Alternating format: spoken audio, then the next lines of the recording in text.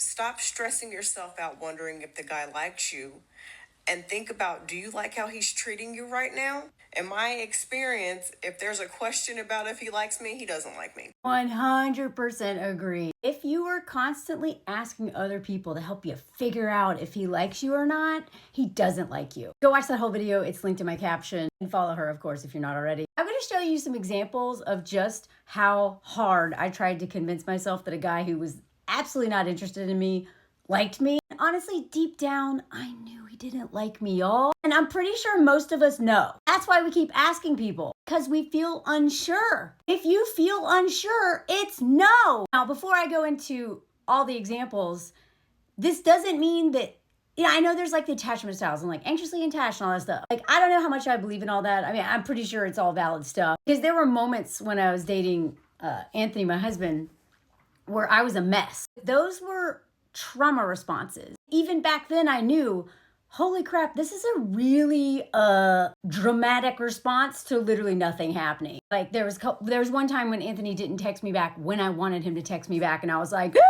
and I literally wanted to throw my phone across the room, and like, I was like, no, Melanie, no. But I was like, I had to pause, and I'm like, okay, don't send a text at all right now. Don't do anything. And then I learned whenever I am like, or as my therapist says, when it's hysterical, it's historical. And I think I know there's other phrases too, that like little catchphrases that help explain this that are probably easy to remember. Anytime like my nervous system is straight up triggered, it is usually not about him. And so in those moments I knew, do not text him, call a friend who calls me on my stuff, a friend who knows me very well. Run it by them. And every time I did that, they're like, yeah, no, this is not about him. So I just have to sit with that rage from all the men before who toyed with me and gaslit me, made me question my intuition.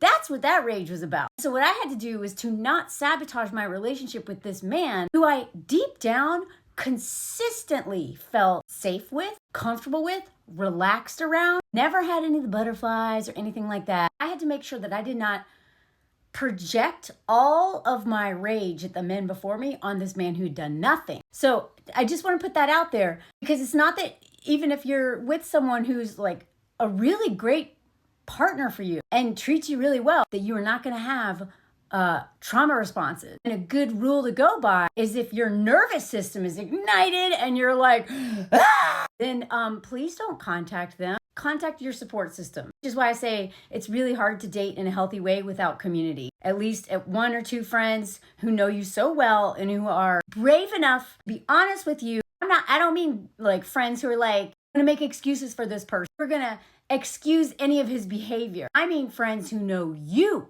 and your trauma responses and your history and what might actually be going on that's got nothing to do with him. Those people kept me from sending really mean texts a few times. And those are the people who continue to hold me accountable so I don't blow up my marriage, because this is never going to end. All of my trauma from all those men before is never just going to go away. Now I know how to handle those moments so that I don't take all that stuff out on him. And I know usually the difference between what's about him and what's about them. And the only reason why I can figure that out is because I have a community of people who are honest with me, know me, who are also in healthy relationships or just really working on themselves and are very healthy and they understand what's going on. You know what I mean?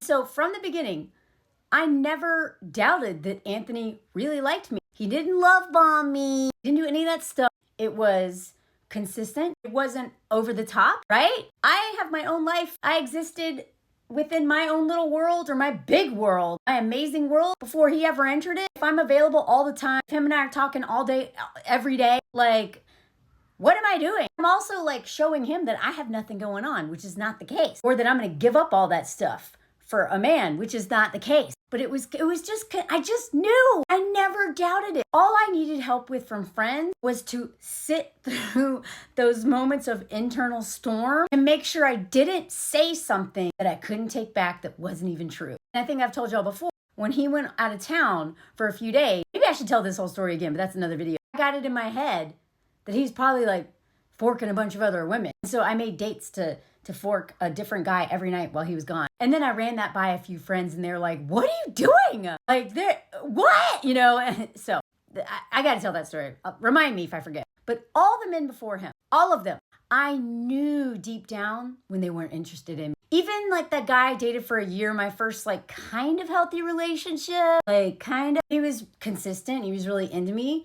But the moment he wasn't, I knew. I started to get anxious. I started to like doubt myself. I started like things just felt off. And sure enough, it's because he had lost interest. His actions started to reflect. His texting started to reflect that. Usually, I mean, he was always texting me in English, but French is his language, but he spoke perfect English. I noticed that he started speaking really lazy English when usually his English was perfect in his text. He consistently started speaking lazy English, wasn't like punctuating correctly. I was like, what is this? Like the dumbest details really do show a mental shift or an internal shift about how they feel about you. And so the reason why I want to make this is a lot of times I think that because people ask me all the time, they want all this advice, they want rules, they want lists, and those things can be helpful, right? At the end of the day, dating is about being in touch with your intuition. And having a community of people who know you really well, who are also going to hold a microphone to your intuition. And that's what my friend Liz does. Anytime I'm on the phone with her,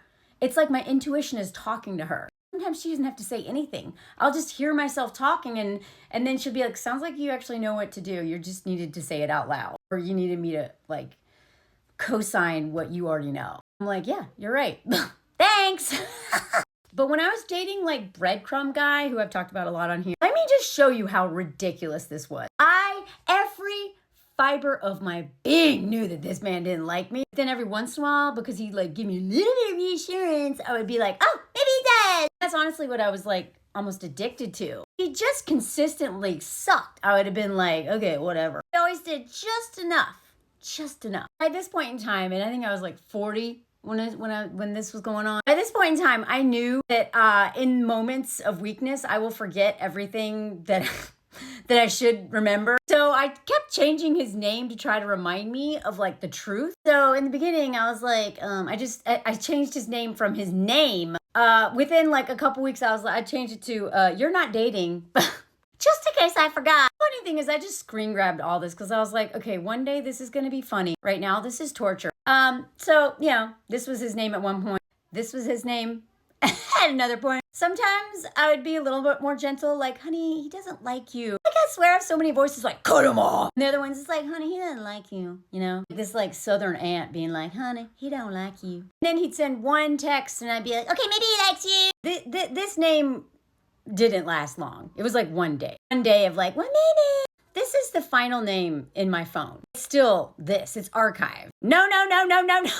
And then I want to show this last example. If you're doing this kind of nonsense or constantly changing their name in your phone to remind you, just cut them off. Just cut them off. I know it's fun for a while, but I finally cut this guy off because I realized that he was always going to do just enough to have access to me in my, apartment in this amazing part of town. We go and hang out like one day a week. I never met any of his friends. He lived with his brother, never met his brother. Somehow he was never there. Never, like nothing. He gave me nothing. I had to beg for him to like, let me stay at his place. Now, granted, I never thought this would amount to anything. This was just a like schmeg's friend situation, which is why I always caution people to be careful who you have schmeg's friends with. I had a lot of like strict rules for myself around that. Let me know if you want to know more about that because this nonsense lasted like over 6 months and it was torture. This breadcrumbing situation was